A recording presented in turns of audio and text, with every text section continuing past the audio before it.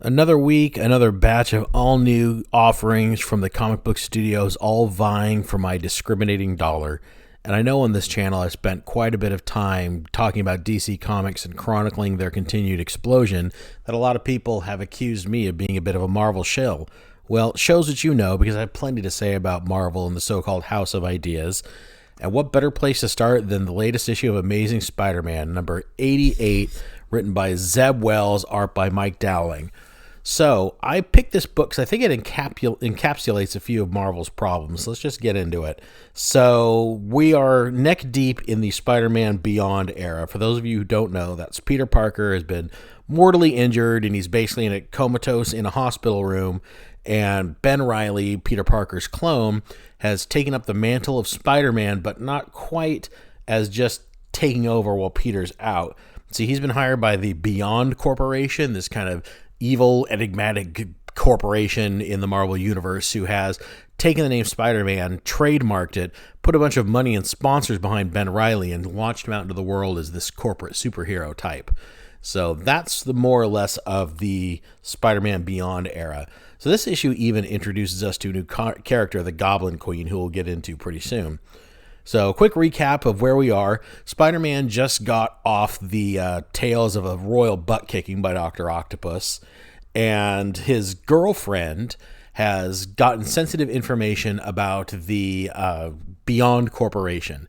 But Ben Reilly has these basically medical team that takes care of him at the Beyond Corporation, and when he went to get medical treatment, they tampered with his memories a bit, removing the information that was the sensitive information that was on a flash drive that Dr. Octopus was trying to steal about the Beyond Corporation that ended up in Ben Reilly's girlfriend Janine's hands, and she's gone off and given that information to Mary Jane.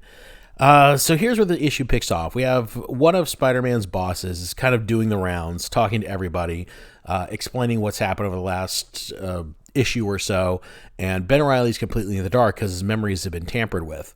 He didn't realize that Janine had left because they took that memory away from him, and now they're giving him kind of a story about that, and they're lining up everybody else's story in the Beyond Corporation. Then we see her having a little bit of a powwow with the Beyond Corporation's mysterious bosses here. Yeah, this isn't an evil corporation at all. All businesses are run by weird, evil, shadowy dudes that stand in perfectly dark rooms with ominous shadowing for faces. So they basically tell her that she needs to get a handle in this situation and butt fast. And that brings us to Evil Secret Lab, where we have experiments or a subject that was subject to some human experimentation. Enter the Goblin Queen. So it turns out Beyond Corporation doesn't just make superheroes like Spider-Man, it's also going to build him a perfectly good and marketable rogues gallery to go up against. So Mary Jane and Janine have the flash drive that has all this incriminating information about the Beyond Corporation, and they're going to take it to Glory Grant of the Daily Bugle.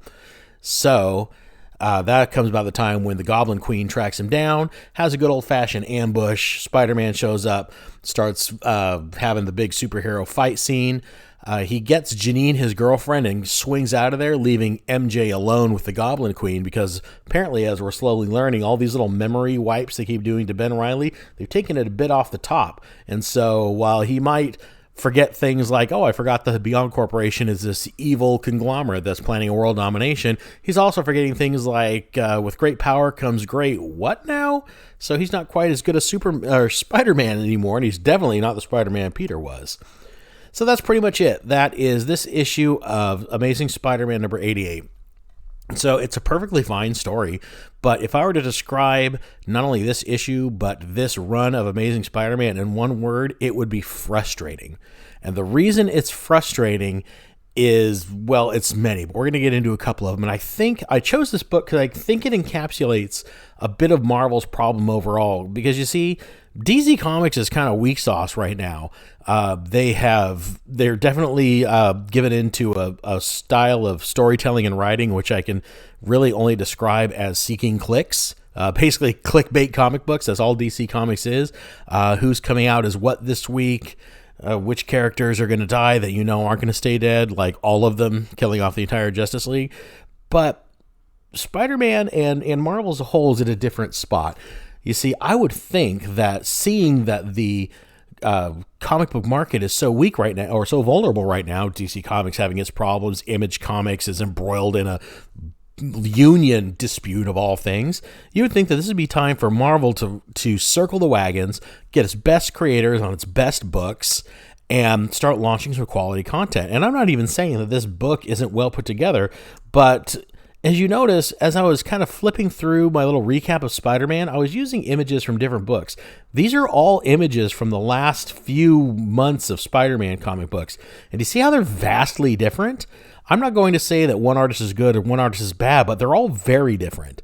And it makes me miss the days of solid comic book continuity when you had a creative team that was there issue in and issue out, delivering as good of an experience from one issue to the next. This is a weird kind of, we're going to choose quantity over quality type of an approach. Spider-Man comes out as a comic book nearly every week at but $4 or $5 an issue. That makes him significantly more expensive than, say, a membership to a streaming service. And I've made this argument about Marvel Comics before. They flood the market. I think they're up to 112 comic books a month now. Nobody on earth is going to buy that many books in a month. And the idea of somebody collecting that many books is just insane. And yeah, I'm sure they're trying to kind of go with well, there's a book for everybody, so everyone will find their place. But at the same time, maybe not that many people care about the pet Avengers. And I would rather see resources to go to these books that not a lot of people are buying and just put out better books. The Spider-Man Beyond era has been wrought with problems while at the same time presenting some good ideas. I've been enjoying the storyline well enough. I think they've given Ben Reilly a little bit of personality. I still think he's kind of a plank of a character, but a lot of people still enjoy him. There's a lot of intrigue with this Beyond Corporation. The idea of Spider-Man being wounded and somebody else having to take over for him while he recovers, as well as his path to recovery, are interesting ideas. All of these are interesting ideas. But the problem is Zeb Wells doesn't write every issue. And Mike Dowling, or whichever artist you think is good or bad, Butch Geis is another artist, Arthur Adams does the covers. These guys aren't drawing the book month in and month out. And so when I read a storyline and then I come back the next issue to start the next book or story or adventure or whatever, and the characters are completely off model, Spider-Man's costumes drawn differently, all these problems add up, and it takes away from the immersive experience that comes with reading a monthly serial, where I get to feel like every time I'm coming back into the next issue, I'm picking up where the last one left off, and you kind of get this feeling that, okay, yeah, I'm back. We're back now. Let's get into the story. We've lost that with this approach. This approach means every story is like a different episode of a different show that's telling a similar story. And that's the only way I can really put it together. And Marvel's doing this with a lot of their books. Many of their books are coming out on a more than monthly basis. And as a result, we have a lot of books. We don't have a lot of good books. And then you have the X books over in their little corner of the universe are just a mess. I honestly think they put some of their worst creators in charge of the X-Men titles. We've got dozens of events that are either going on right now, have just finished up, or are about to start. Just off the top of my head, the Reckoning War just came out this week. We've got the Dark Ages is about midway through. We've got Judgment Day on the horizon. So there's 3 major events, all of which are either happening or about to happen. And we just got over the Venom storyline, the King in Black just got done. X-Men just finished up Inferno. We've had the Hellfire Gala, just on and on and on and on and on with adventures. None of them have been particularly noteworthy. None of them are great. They couldn't possibly affect the DC universe as a whole because there's been far too many of them, and too many books come out in between the end of a series and then just carrying on. There's no way. Their line is too big for a book to come up and just shatter the status quo and really make us feel like something large has happened. We've got books coming out, Avengers versus X-Men versus Eternals versus Avengers. That's the next big storyline coming out. We know that they're going to plant some seeds of maybe some things to change. But again, there's 20-some X books right now, a few Avengers books, and one ongoing Eternals book. I really don't think that they currently have the forward-thinking vision to chart a course for all these books that's going to make this storyline impactful.